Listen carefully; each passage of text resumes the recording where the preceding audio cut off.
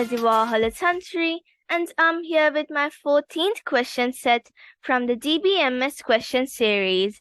So this video explains how to correctly create an ER diagram with a problem using the MySQL Workbench software. The ER diagram also explains how to create an invoice table to store information on bills issued by the cashier to the customer. So let's see what are the questions we have to answer regarding this question set. So there is only one instruction given for this question set. So we will be using the database we created in our 11th question set to create this table in this question set 14. So in our 11th question set, we created a database called NextMobileDB. So using that database, referring to that database, we'll be creating the tables in this question set. So over here in our instruction given is, the store owner says he wants to use this software to get a description of the goods sold at the end of the day. To do this, create a table called invoice. So follow the instructions below to create this table. So now we have to create an invoice table. So why are we creating this invoice table? So we have to get a description of the goods sold at the end of the day. So the store owner wants to do this, so therefore he's telling us to create this table called invoice. So to create this table, I'll be using my MySQL Workbench software. So I'll be using that because we'll be using the ER diagram to create it. So let's see how we are going to create it. So before that, let's discuss about the columns in this table. So our first column is the invoice ID. So it will become our primary key and it will become auto increment. So why is it auto increment? So according to the rows coming in it automatically adds an ID. So, and the data type is an int, and we have the date with the data type as date, and the quantity with a data type as double, and the total also as a double. Okay, so we had to create these columns with these specific data types. So let's go to our MySQL Workbench software. So I have arrived to my MySQL Workbench software. So as we want to create this in our ER diagram, we have to reverse engineer a database. So what's the difference between the forward engineer process and the reverse engineer process? So let's think we created a new ER diagram. So once we forward engineer it, it will be converted into a normal database like these over here. So if we didn't forward engineer it, it will be just saved as a normal ER diagram. It won't be converted into a database. So, and once we do a reverse engineer, we take a database, that means a normally created graphical database over here. Once we reverse engineer it, it will be converted into an ER diagram. So that's the difference between a forward engineer and a reverse engineer. So over here we have our NextMobileDB. So we go to database and reverse engineer it. Okay, so now let's begin to reverse engineer it. So next, and now let's select what we want to reverse engineer. So we need our NextMobileDB. Next.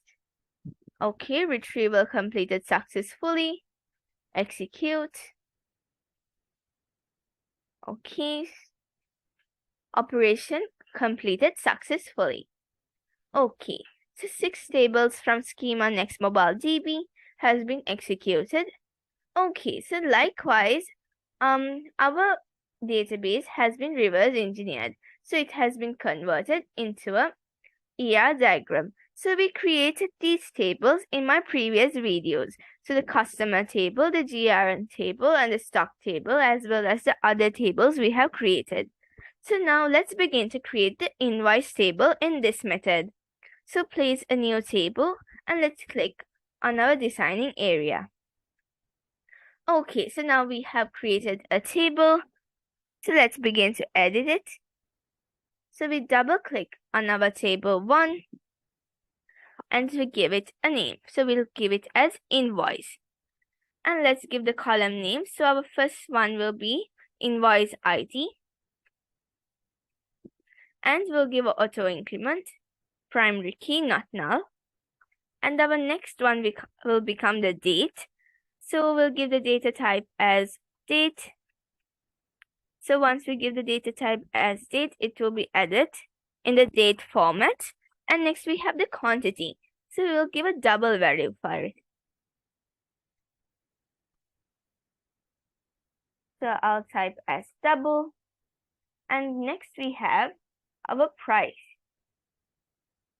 So over here they have given it as total. So now let's give it as total. Total. And we'll give the data type as double.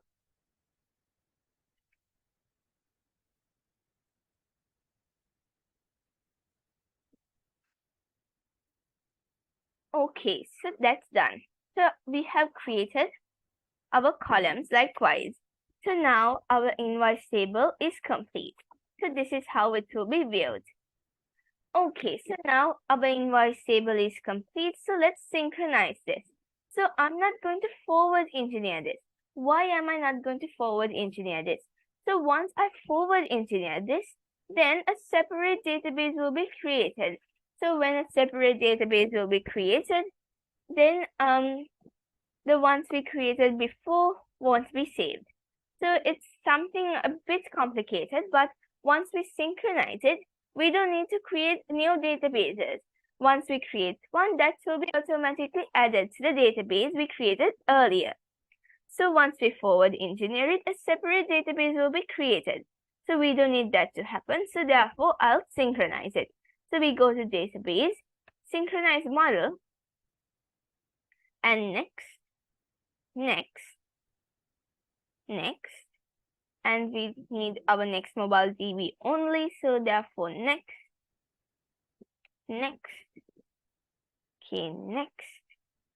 execute, close. Okay, so now it has been synchronized. So let's see how it's viewed in our MySQL Workbench. So let's move on to our schemas and let's reload this. Okay.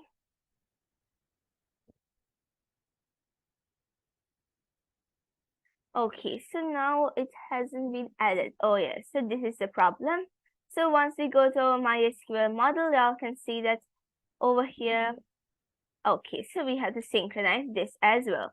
So we go to database and we synchronize the model once again. So nothing will happen. So next,